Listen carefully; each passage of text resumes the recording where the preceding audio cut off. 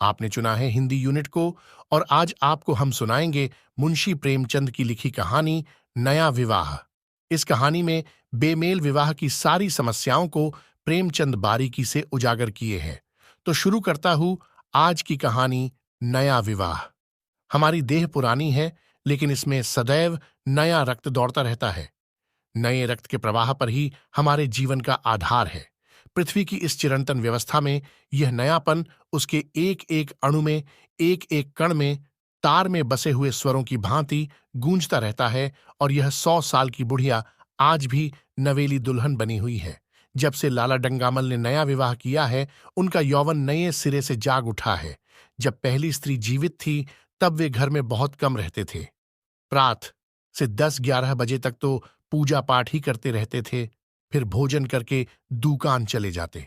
वहां से 1 बजे रात लौटते और थके मांदे सो जाते। यदि लीला कभी कहती जरा और सवेरे आ जाया करो, तो बिगड़ जाते और कहते तुम्हारे लिए क्या दुकान छोड़ दूं या रोजगार बंद कर दूं। यह वह जमाना नहीं है कि एक लोटा जल चढ़ाकर लक्ष्मी प्रसन्न कर ली जाए।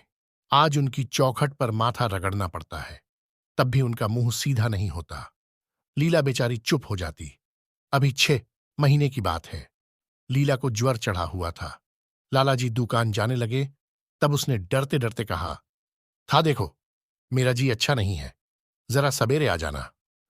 डंगामल ने पगड़ी उतारकर खूंटी पर लटका दी और बोले, अगर मेरे बैठे रहने से तुम्हारा जी अच्छा हो जाए तो मैं दुकान न जाऊंगा।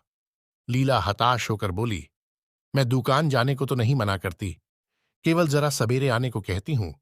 तो क्या दुकान पर बैठा मौज किया करता हूं। लीला इसका क्या जवाब देती। पति का यह स्नेहीन व्यवहार उसके लिए कोई नई बात न थी। इधर कई साल से उसे इसका कठोर अनुभव हो रहा था कि उसकी इस घर में कद्र नहीं है। वह अक्सर इस समस्या पर विचार भी किया करती, पर वह अपना कोई अपराध न पाती। वह पति की सेवा अब पहले से कहीं ज्यादा करती, उनके कार्यभार को हल्का करने की बराबर चेष्टा करती रहती, बराबर प्रसन्नचित्त रहती। कभी उनकी इच्छा के विरुद्ध कोई काम नहीं करती। अगर उसकी जवानी ढल चुकी थी, तो इसमें उसका क्या अपराध था। किसकी जवानी सदैव स्थिर रहती है। अगर अब उसका स्वास्थ्य उतना अच्छा न था, तो इसमें उसका क्या दोष। उसे बेकसूर क्यों दंड दिया जाता है। उचित तो यह था कि 25 साल का साहचर्य अब एक गहरी मानसिक और आत्मिक अनुरूपता का रूप धारण कर लेता, जो दोष को भी गुण बना लेता है, जो पके फल की तरह ज्यादा रसीला, ज्यादा मीठा, ज्यादा सुंदर हो जाता है। लेकिन लालाजी का वणिक हृदय हर एक पदार्थ को वाणिज्य की तराजू से तौलता था। बूढ़ी गाय जब न दूध दे सकती है न बच्चे, तब उसके लिए गौशाला ही सबसे अच्छी जगह है। उनके विचार में लीला के लिए इतना ही काफी था कि घर की मालकिन बनी रहे, आराम से खाए और पड़ी रहे। उसे अख्तियार है, चाहे जितने जेवर बनवाए, चाहे जितना स्नान व पूजा करे, केवल उनसे दूर रहे। मानव प्रकृति की जटिलता का एक रहस्य यह था कि डंगामल जिस आनंद से लीला को वंचित रखना चाहते थे, जिसकी उसके लिए कोई जरूरत ही न समझते थे, खुद उसी के लिए सदैव प्रयत्न करते रहते थे। लीला 40 वर्ष की होकर बूढ़ी समझ ली गई थी, किंतु वे 43 के होकर अभी जवान ही थे, जवानी के उन्माद और उल्लास से भरे हुए। लीला से अब उन्हें एक तरह की अरुचि होती थी, और वह दुखिया जब अपनी त्रुटियों का अनुभव करके प्रकृति के निर्दय आघातों से बचने के लिए रंग व रोगन की आड़ लेती, तब लालाजी उसके बूढ़े नखरों से और भी घृणा करने लगते। वे कहते, वाह री तृष्णा, 7 लड़कों की तो मां हो गई, बाल खिचड़ी हो गए, चेहरा धुले हुए फलालैन की तरह सिकुड़ गया, मगर आपको अभी महावर, सेंदूर, मेहंदी और उबटन की हवस बाकी ही है। औरतों का स्वभाव भी कितना विचित्र है, न जाने क्यों बनाव सिंगार पर इतना जान देती हैं। पूछो, अब तुम्हें और क्या चाहिए। क्यों नहीं मन को समझा लेती कि जवानी विदा हो गई और इन उपादानों से वह वापस नहीं बुलाई जा सकती।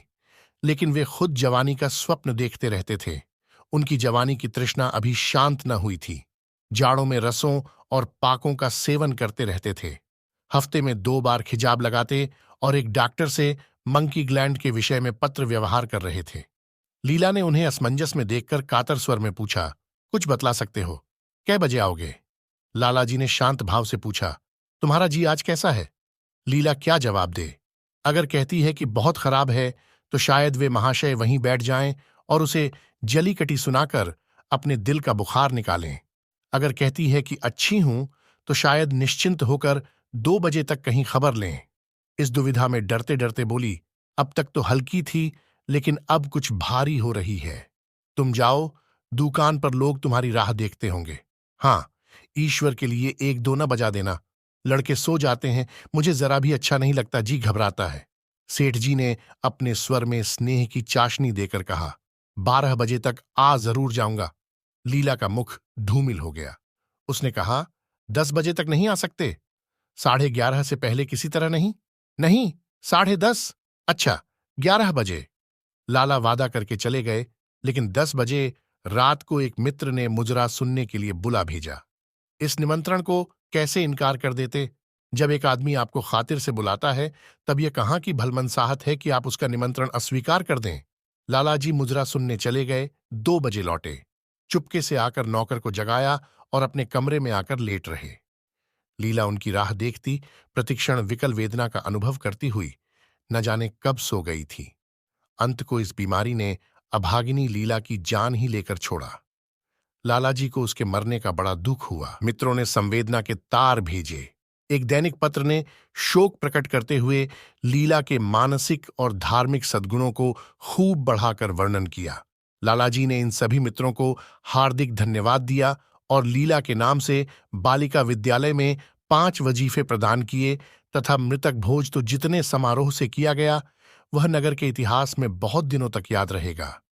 लेकिन 1 महीना भी न गुजरने पाया था कि लालाजी के मित्रों ने चारा डालना शुरू कर दिया और उसका यह असर हुआ कि 6 महीने की विधुरता के तप के बाद उन्होंने दूसरा विवाह कर लिया। आखिर बेचारे क्या करते? जीवन में एक सहचरी की आवश्यकता तो थी ही, और इस उम्र में तो एक तरह से वह अनिवार्य हो गई थी। जब से नई पत्नी आई, लालाजी के जीवन में आश्चर्यजनक परिवर्तन हो गया। दुकान से अब उतना प्रेम नहीं था। लगातार हफ्तों न जाने में भी उनके कारोबार में कोई हर्ज नहीं होता था। जीवन के उपभोग की जो शक्ति दिन दिन क्षीण होती जाती थी, अब वह छींटे पाकर सजीव हो गई थी। सूखा पेड़ हरा हो गया था, उसमें नई नई कोपलें फूटने लगी थीं। मोटर नई आ गई थी, कमरे नए फर्नीचर से सजा दिए गए थे, नौकरों की भी संख्या बढ़ गई थी, रेडियो आ पहुंचा था और प्रतिदिन नए नए उपहार आते रहते थे। लालाजी की बूढ़ी जवानी जवानों की जवानी से भी प्रखर हो गई थी, उसी तरह जैसे बिजली का प्रकाश चंद्रमा के प्रकाश से ज्यादा स्वच्छ और मनोरंजक होता है। लालाजी को उनके मित्र इस रूपांतर पर बधाइयां देते, जब वे गर्व के साथ कहते, भाई, हम तो हमेशा जवान रहे और हमेशा जवान रहेंगे। बुढ़ापा यहां आए तो उसके मुंह में कालिख लगाकर गड्ढों पर उल्टा सवार करा के शहर से निकाल दें। जवानी और बुढ़ापे को न जाने क्यों लोग अवस्था से संबद्ध कर देते हैं। जवानी का उम्र से उतना ही संबंध है जितना धर्म का आचार से, रुपये का ईमानदारी से, रूप का श्रृंगार से। आजकल के जवानों को आप जवान कहते हैं, उनकी 1000 जवानियों को अपने 1 घंटे से भी न बदलूंगा। मालूम होता है उनकी जिंदगी में कोई उत्साह ही नहीं, कोई शौक नहीं। जीवन क्या है? गले में पड़ा हुआ एक ढोल है। यही शब्द घटा बढ़ाकर वे आशा के हृदय पटल पर अंकित करते रहे थे। उससे बराबर सिनेमा, थिएटर और दरिया की सैर के लिए आग्रह करते रहते। लेकिन आशा को न जाने क्यों इन बातों में जरा भी रुचि न थी। वह जाती तो थी, मगर बहुत टाल टूट करने के बाद।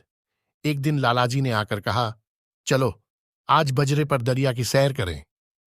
वर्षा के दिन थे, दरिया चढ़ा हुआ था। मेघमालाएं अंतर्राष्ट्रीय सेनाओं की भांति रंग बिरंगी वर्दियां पहने आकाश में कवायद कर रही थीं। सड़क पर लोग मलार और बारहमासा गाते चलते थे। बागों में झूले पड़ गए थे। आशा ने बेदिली से कहा, मेरा जी तो नहीं चाहता। लालाजी ने मृदु प्रेरणा के साथ कहा, तुम्हारा मन कैसा है जो आमोद प्रमोद की ओर आकर्षित नहीं होता? चलो जरा दरिया की सैर देखो। सच कहता हूं, बजरे पर बड़ी बहार रहेगी। आप जाएं, मुझे और कई काम करने हैं। काम करने को आदमी है, तुम क्यों काम करोगी? महाराज अच्छे सालन नहीं पकाता, आप खाने बैठेंगे तो यूं ही उठ जाएंगे। आशा अपने अवकाश का बड़ा भाग लालाजी के लिए तरह तरह का भोजन पकाने में ही लगाती थी।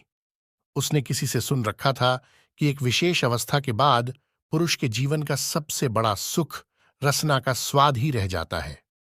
लालाजी की आत्मा खिल उठी। उन्होंने सोचा कि आशा को उनसे कितना प्रेम है कि वह दरिया की सैर को उनकी सेवा के लिए छोड़ रही है। एक लीला थी कि मान न मान चलने को तैयार रहती थी। पीछा छुड़ाना पड़ता था, ख्वामख्वाह सिर पर सवार हो जाती थी और सारा मजा किरकिरा कर देती थी। स्नेह भरे उलाहने से बोले, तुम्हारा मन भी विचित्र है। अगर एक दिन सालन फीका ही रहा, ऐसा क्या तूफान आ जाएगा? तुम तो मुझे बिल्कुल निकम्मा बनाए देती हो। अगर तुम न चलोगी तो मैं भी न जाऊंगा। आशा ने जैसे गले से फंदा छुड़ाते हुए कहा, आप भी तो मुझे इधर उधर घुमा घुमा कर मेरा मिजाज बिगाड़ देते हैं। ये आदत पड़ जाएगी तो घर का धंधा कौन करेगा? मुझे घर के धंधों की रत्ती भर भी परवाह नहीं, बाल की नोक बराबर भी नहीं। मैं चाहता हूं कि तुम्हारा मिजाज बिगड़े और तुम गृहस्थी की चक्की से दूर रहो, और तुम मुझे बार बार आप क्यों कहती हो? मैं चाहता हूं तुम मुझे तुम कहो, तू कहो, गालियां दो, धौल जमाओ। तुम तो मुझे आप कह के जैसे देवता के सिंहासन पर बैठा देती हो। मैं अपने घर में देवता नहीं, चंचल बालक बनना चाहता हूं। आशा ने मुस्कुराने की चेष्टा करके कहा, भला मैं आपको तुम कहूंगी। तुम बराबर वाले को कहा जाता है कि बड़ों को? मुनीम ने 1 लाख के घाटे की खबर सुनाई होती तो भी शायद लालाजी को इतना दुहक न होता जितना आशा के इन कठोर शब्दों से हुआ। उनका सारा उत्साह, सारा उल्लास जैसे ठंडा पड़ गया। सिर पर बांकी रखी हुई फूलदार टोपी, गले में पड़ी हुई जोगिए रंग की चुनी हुई रेशमी चादर, वह तंजेब का बेलदार कुत्ता जिसमें सोने के बटन लगे हुए थे, यह सारा ठाठ कैसे उन्हें हास्यजनक जान पड़ने लगा, जैसे वह सारा नशा किसी मंत्र से उतर गया हो।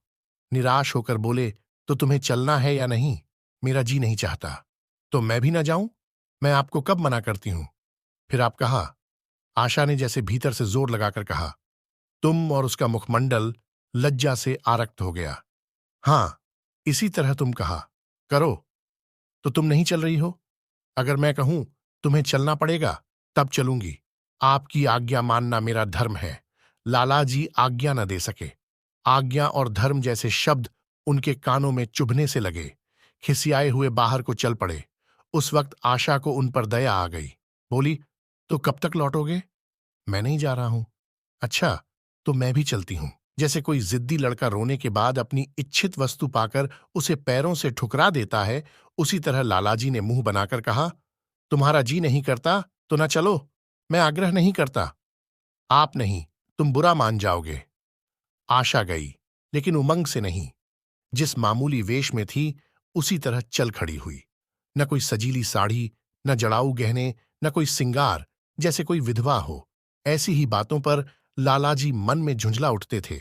ब्याह किया था जीवन का आनंद उठाने के लिए, झिलमिलाते हुए दीपक में तेल डालकर उसे और चटक करने के लिए। अगर दीपक का प्रकाश तेज न हुआ तो तेल डालने से लाभ? न जाने इसका मन क्यों इतना शुष्क और नीरस है, जैसे कोई ऊसर का पेड़ हो। कितना ही पानी डालो, उसमें हरी पत्तियों के दर्शन न होंगे। जड़ाऊ गहनों से भरी पेटारियां खुली हुई हैं। कहां कहां से मंगवाए, दिल्ली से, कलकत्ते से। कैसी कैसी बहुमूल्य साड़ियां रखी हुई हैं। एक नहीं, सैकड़ों। पर केवल संदूक में कीड़ों का भोजन बनने के लिए। दरिद्र घर की लड़कियों में यही ऐब होता है। उनकी दृष्टि सदैव संकीर्ण रही है। न खा सकें, न पहन सकें, न दे सकें। उन्हें तो खजाना भी मिल जाए तो यही सोचती रहेंगी कि खर्च कैसे करें। दरिया की सैर तो हुई, पर विशेष आनंद न आया। कई महीने तक आशा की मनोवृत्तियों को जगाने का असफल प्रयत्न करके लालाजी ने समझ लिया कि इसकी पैदाइश ही मुहर्रमी है। लेकिन फिर भी निराश न हुए। ऐसे व्यापार में एक बड़ी रकम लगाने के बाद वे उसमें अधिक से अधिक लाभ उठाने की वणिक प्रवृत्ति को कैसे त्याग देते? विनोद की नई नई योजनाएं पैदा की जाती। ग्रामोफोन अगर बिगड़ गया है, गाता नहीं या साफ आवाज नहीं निकलती, तो उसकी मरम्मत करानी पड़ेगी। उसे उठाकर रख देना तो मूर्खता है। इधर बूढ़ा महाराज एकाएक बीमार होकर घर चला गया था और उसकी जगह उसका 17-18 साल का जवान लड़का आ गया था। कुछ अजीब गंवार था, बिल्कुल झंगड़ उजड़। कोई बात ही न समझता था। जितने फुलके बनाता उतनी तरह के। हाँ, एक बात समान होती। सब बीच में मोटे होते, किनारे पतले। दाल कभी तो इतनी पतली जैसे चाय, कभी इतनी गाढ़ी जैसे दही। नमक कभी इतना कम कि बिल्कुल फीकी, कभी इतना तेज कि नींबू का शौकीन। आशा मुंह हाथ धोकर चौके में पहुंच जाती और इस डपोर शंख को भोजन पकाना सिखाती। एक दिन उसने कहा, तुम कितने नालायक आदमी हो जुगल। आखिर इतनी उम्र तक तुम घास खोदते रहे या भाड़ झोंकते रहे कि फुलके तक नहीं बना सकते। जुगल आंखों में आंसू भरकर कहता, बहूजी, अभी मेरी उम्र ही क्या है, 17वां ही तो पूरा हुआ है। आशा को उसकी बात पर हंसी आ गई। उसने कहा, तो रोटियां पकाना क्या 10-5 साल में आता है? आप 1 महीना सिखा दें बहूजी, फिर देखिए मैं आपको कैसे फुलके खिलाता हूं कि जी खुश हो जाए। जिस दिन मुझे फुलके बनाने आ जाएंगे, मैं आपसे कोई इनाम लूंगा। सालन तो अब मैं कुछ कुछ बनाने लगा हूं, क्यों? आशा ने हौसला बढ़ाने वाली मुस्कुराहट के साथ कहा, सालन नहीं, वो बनाना आता है। अभी कल ही नमक इतना तेज था कि खाया ना गया। मसाले में कचांधा आ रही थी। मैं जब सालन बना रहा था तब आप यहां कब थीं? अच्छा, तो मैं जब यहां बैठी रहूं तब तुम्हारा सालन बढ़िया पकेगा। आप बैठी रहती हैं तब मेरी अक्ल ठिकाने रहती है। आशा को जुगल की इन भोली बातों पर खूब हंसी आ रही थी। हंसी को रोकना चाहती थी, पर वह इस तरह निकली पड़ती थी जैसे भरी बोतल उंडेल दी गई हो। और मैं नहीं रहती तब तो आपके कमरे के द्वार पर जा बैठता हूं, वहां बैठकर अपनी तकदीर को रोता हूं। आशा ने हंसी को रोककर पूछा, क्यों? रोते क्यों हो? यह न पूछिए बहूजी, आप इन बातों को नहीं समझेंगी। आशा ने उसके मुंह की ओर प्रश्न की आंखों से देखा। उसका आशय कुछ तो समझ गई, पर न समझने का बहाना किया। तुम्हारे दादा आ जाएंगे, तब तुम चले जाओगे? और क्या करूंगा बहूजी? यहां कोई काम दिलवा दीजिएगा तो पड़ा रहूंगा। मुझे मोटर चलाना सिखवा दीजिए, आपको खूब सैर कराया करूंगा। नहीं, नहीं बहूजी, आप हट जाइए, मैं पतीली उतार लूंगा। ऐसी अच्छी साड़ी है आपकी, कहीं कोई दाग पड़ जाए तो क्या हो? आशा पतीली उतार रही थी। जुगल ने उसके हाथ से संडसी ले लेनी चाहिए। दूर रहो, फूहड़ तो तुम हो ही। कहीं पतीली पांव पर गिरा ली तो महीनों झींकोगे। जुगल के मुख पर उदासी छा गई। आशा ने मुस्कुराकर पूछा, क्यों? मुंह क्यों लटक गया सरकार का? जुगल रुआंसा होकर बोला, आप मुझे डांट देती हैं बहूजी, तब मेरा दिल टूट जाता है। सरकार कितना ही घुड़कें, मुझे बिल्कुल ही दुख नहीं होता। आपकी नजर कड़ी देखकर मेरा खून सर्द हो जाता है। आशा ने दिलासा दिया, मैंने तुम्हें डांटा तो नहीं, केवल यही तो कहा कि कहीं पतीली तुम्हारे पांव पर गिर पड़े तो क्या हो। हाथ ही तो आपका भी है, कहीं आपके ही हाथ से छूट पड़े तो।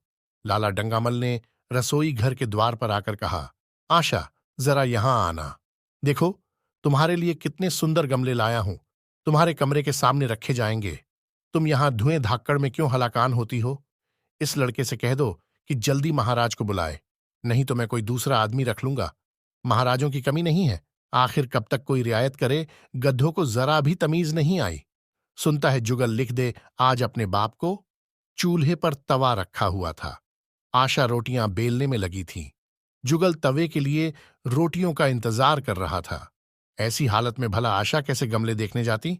उसने कहा, जुगल रोटियां टेढ़ी मेढ़ी बेल डालेगा। लालाजी ने कुछ चिढ़कर कहा, अगर रोटियां टेढ़ी मेढ़ी बेलेगा तो निकाल दिया जाएगा। आशा अनसुनी करके बोली, 10-5 दिन में सीख जाएगा, निकालने की क्या जरूरत है? तुम आकर बतला दो, गमले कहाँ रखे जाएं? कहती तो हूं, रोटियां बेल कर आई जाती हूं। नहीं, मैं कहता हूं तुम रोटियां मत बेलो, आप तो ख्वाम-ख्वाह जिद करते हैं। लालाजी सन्नाटे में आ गए। आशा ने कभी इतनी रुखाई से उन्हें जवाब न दिया था, और यह केवल रुखाई न थी, इसमें कटुता भी थी। लज्जित होकर चले गए। उन्हें ऐसा क्रोध आ रहा था कि इन गमलों को तोड़कर फेंक दें और सारे पौधों को चूल्हे में डाल दें।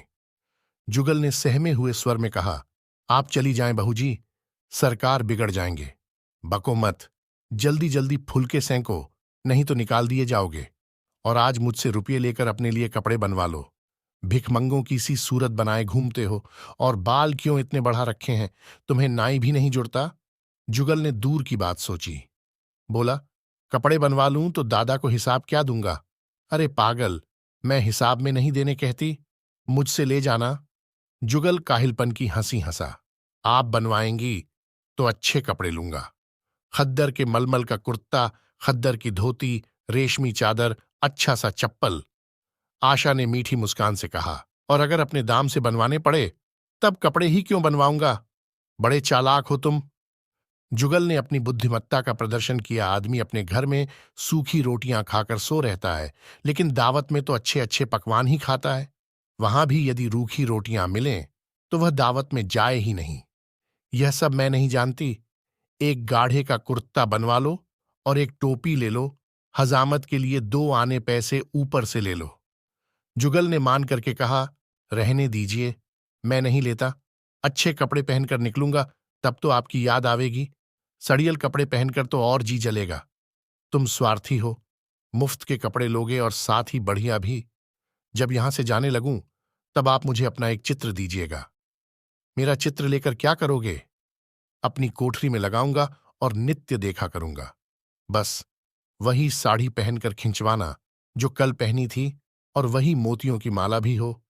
मुझे नंगी नंगी सूरत अच्छी नहीं लगती। आपके पास तो बहुत गहने होंगे, आप पहनती क्यों नहीं? तो तुम्हें गहने अच्छे लगते हैं? बहुत। लालाजी ने फिर आकर जलते हुए मन से कहा, अभी तक तुम्हारी रोटियां नहीं पकीं जुगल। अगर कल से तूने अपने आप अच्छी रोटियां न पकाई तो मैं तुझे निकाल दूंगा। आशा ने तुरंत हाथ मुंह धोया और बड़े प्रसन्न मन से लालाजी के साथ गमले देखने चली। इस समय उसकी छवि में प्रफुल्लता की रौनक थी। बातों में भी जैसे शक्कर घुली हुई थी। लालाजी का सारा खिसियानापन मिट गया था। उसने गमलों को मुग्धा आंखों से देखा। उसने कहा, मैं इनमें से कोई गमला न जाने दूंगी। सब मेरे कमरे के सामने रखवाना। सब कितने सुंदर पौधे हैं, वाह! इनके हिंदी नाम भी मुझे बतला देना।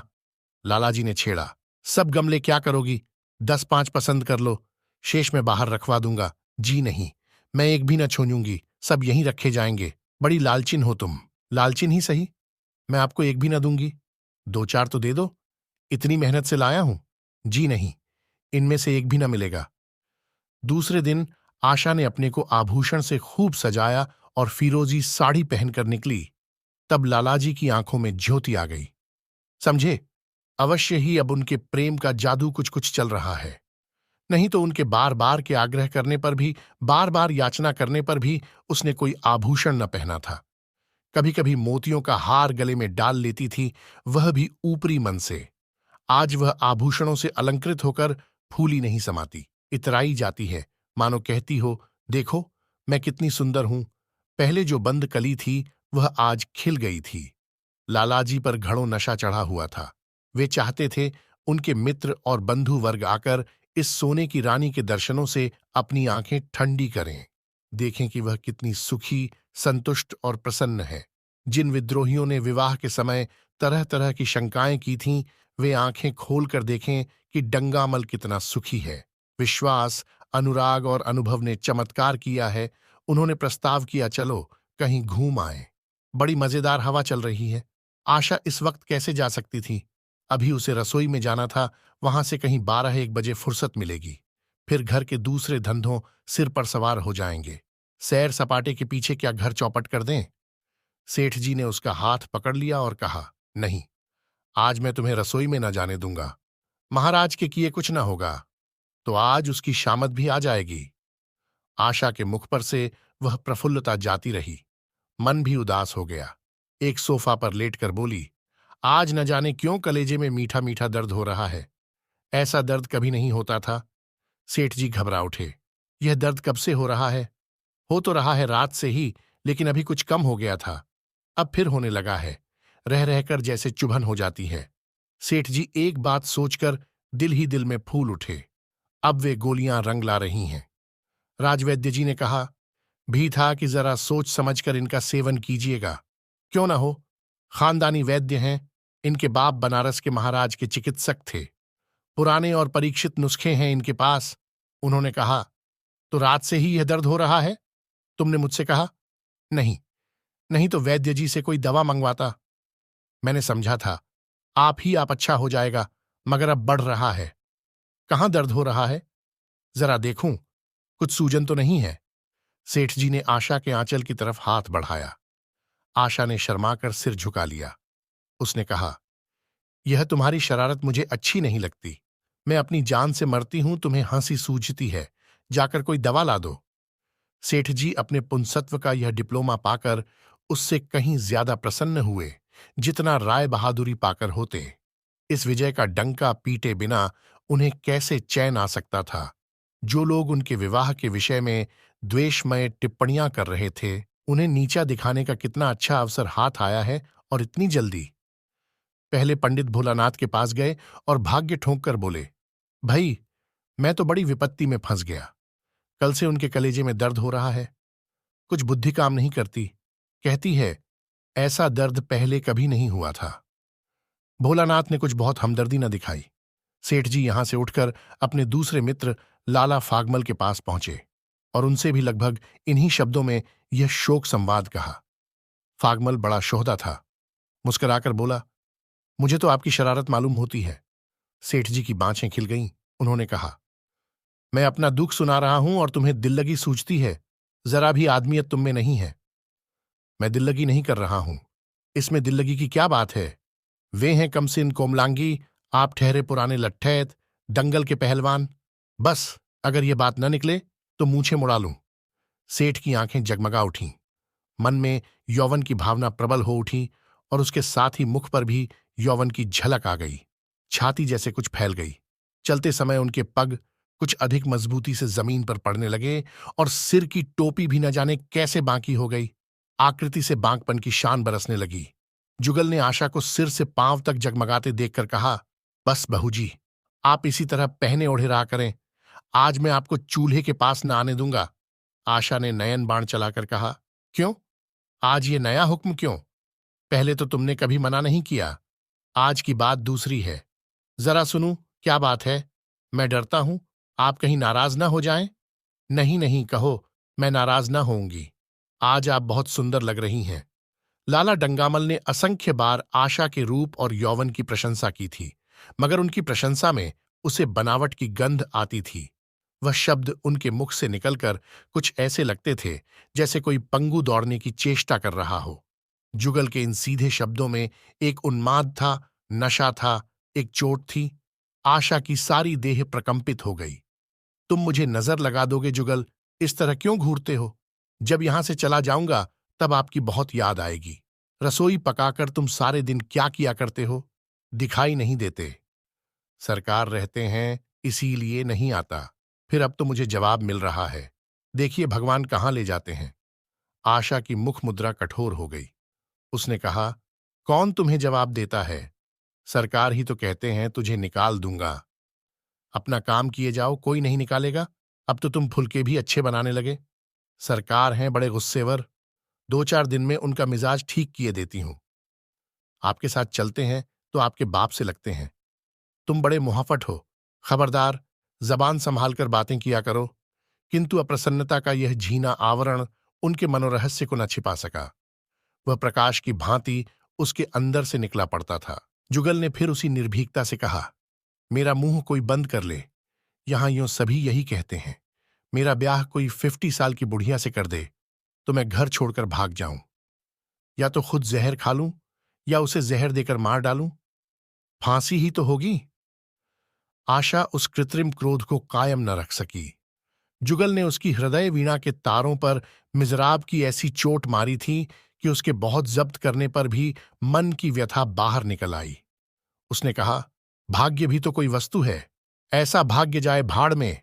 तुम्हारा ब्याह किसी बुढ़िया से ही करूंगी, देख लेना। तो मैं भी जहर खा लूंगा, देख लीजिएगा। क्यों बुढ़िया तुम्हें जवान स्त्री से ज्यादा प्यार करेगी, ज्यादा सेवा करेगी, तुम्हें सीधे रास्ते पर रखेगी। यह सब मां का काम है। बीवी जिस काम के लिए है उसी काम के लिए है। आखिर बीवी किस काम के लिए है? मोटर की आवाज आई। न जाने कैसे आशा के सिर का अंचल खिसक कर कंधों पर आ गया। उसने जल्दी से अंचल खींचकर सिर पर कर लिया और यह कहती हुई अपने कमरे की ओर लपकी कि लाला भोजन करके चले जाएं, तब आना। आपके दिमाग में हजारों प्रश्नों को उठा के ये कहानी यहीं समाप्त होती है। आपसे अनुरोध है कि साहित्य से जुड़े रहने के लिए आप हिंदी यूनिट को सब्सक्राइब कीजिएगा। धन्यवाद। जय हिंद, जय भारत, जय हिंदी।